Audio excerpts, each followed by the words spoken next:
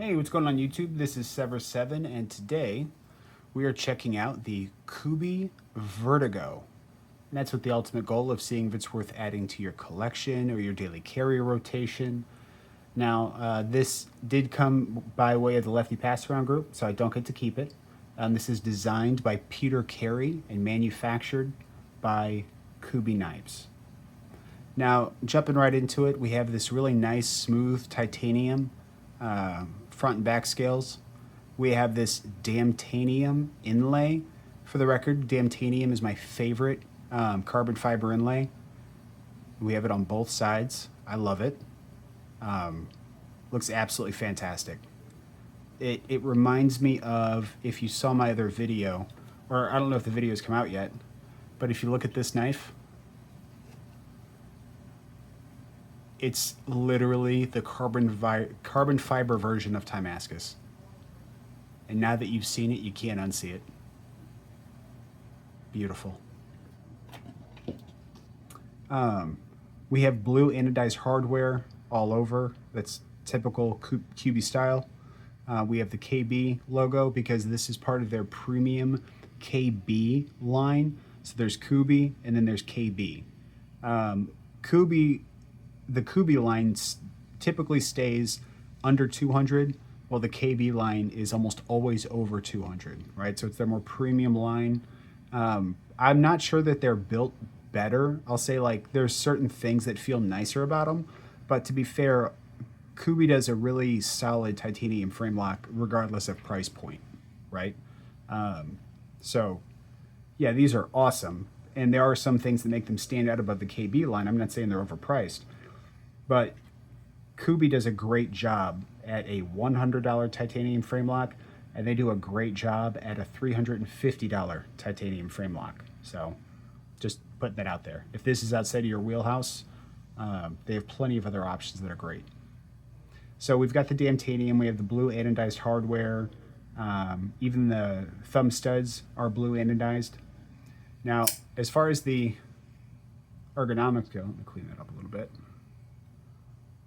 Been using it. As far as the ergonomics go, Peter Carey does a great job of keeping things comfortable, right? We have smooth, curvy lines that just kind of invite your hand.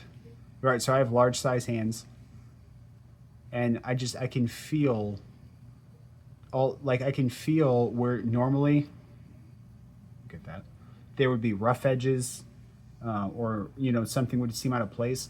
This knife really just melts away into your hand. Like, everything feels nice and comfortable. Very even keel, very comfy. We do have functional jimping up here. This jimping is actually really nice because the way they've done it is they're little micro jimps and they're softened on the top. So normally it's one of two things that locks you in. It's either depth or it's mini jimps. And mini jimps is my preferred, right? They're not very deep, but there's so many of them that they give you enough traction to stay in place. As opposed to, say, this knife here, which doesn't have a ton of jimps, but it does have deep jimping, which will keep you in place. Between the two, I prefer the micro jimps. So we're very ergonomic. We talked about the micro jimps. As far as the blade goes, we have this very nice kind of Warncliffe. There's Peter Carey right there. We have this Warncliffe style blade. We've got a really nice swedge going across the top here. We have I want to say, yeah, that's definitely a flat grind. We have this really nice stone washed flat grind. We're rocking S35 VN for the blade steel. And this thing is pretty much utility through and through. We do have ever so slightly a belly.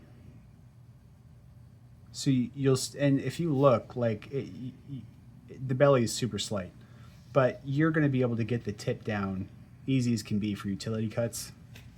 Let me see if I can tip down. Didn't cut that. Didn't really cut that, but you can see the line there. Let me try again. I just don't want to cut the mat open. Okay, I cut the mat a little bit, right? But see, it's super easy to just get that tip down and handle your business, right?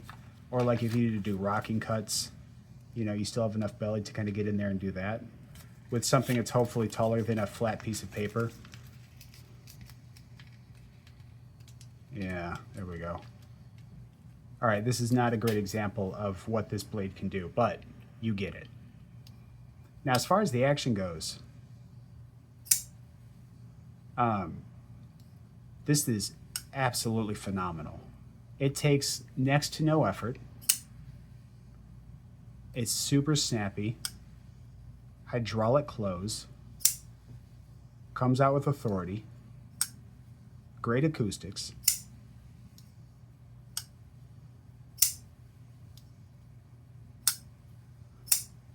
Like, this could be a one and done fidget knife because it delivers on all fronts.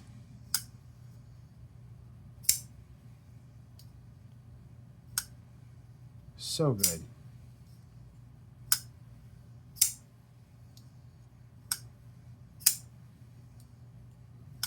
Yeah, I could fidget this thing all day. I mean, and actuation is so easy. You can't shake it out, right? You don't have to worry about that. But to actuate it, I wonder if I could, with my ring finger. Let's see if I can do the pinky. I don't even know how I would get it up there. I've never tried before. If I can, I don't even, hold on. I'm just gonna, nope, come. Oh, there it is. Okay. You would never actually do that, but officially I opened it on the strength of just my pinky. Like, I don't know that you could fail this. You could slow roll it out, super satisfying.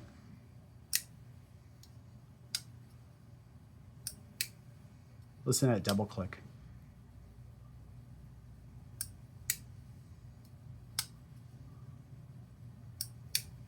So good. Yeah, I could go on and on about the action of this knife for literally ever. It's that good. Now, as far as the specs go, we have a blade length of 3.11 inches, overall length of 7.24 inches, handle length of 4.13 inches, weight coming in at 3.71 ounces, and they do list on their website that the HRC is 60 to 62. So the absolute lowest you're getting is 60. Worst case scenario, which is fine for S35VN, 61, 62 preferable, but they're not dipping into the high 50s, right? That 60 to 62 is perfectly respectable. It's great that they're transparent about it. There's nothing wrong with that heat treat.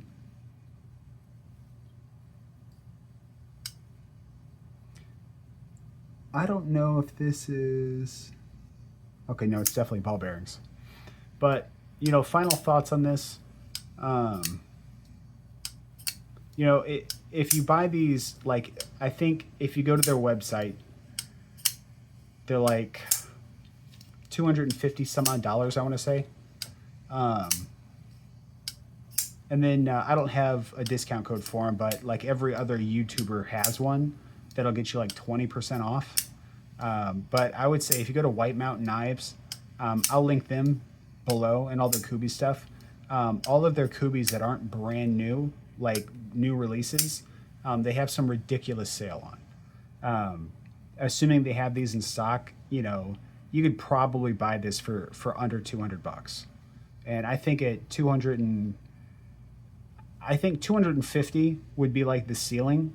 At 225, I think it's a great deal. 200 is phenomenal, and if you can get it for under 200, it's pull the trigger, you know, green light go, because you really can't go wrong with it. The comfort, the utility, the action, the looks, right? They do have one in Damascus, which I'm a little tempted by. I'm a sucker for Damascus and Damtanium. But yeah, this knife is a winner. They knocked it out of the park. So let me know down in the comments, is this something that you would add to your collection? Is this something you would daily carry, or did this knife just completely miss the mark for you? Whatever the answer is, let me know down in the comments. And if you like the video, hit the like button. If you want to see more content like this, subscribe, and check out White Mountain Knives. They're going to be linked down in the description. And until the next time, you guys are awesome. I appreciate the support. It's been incredible. All the likes, the comments, the shares, the subs. We are closing in on 1,500 pretty quickly.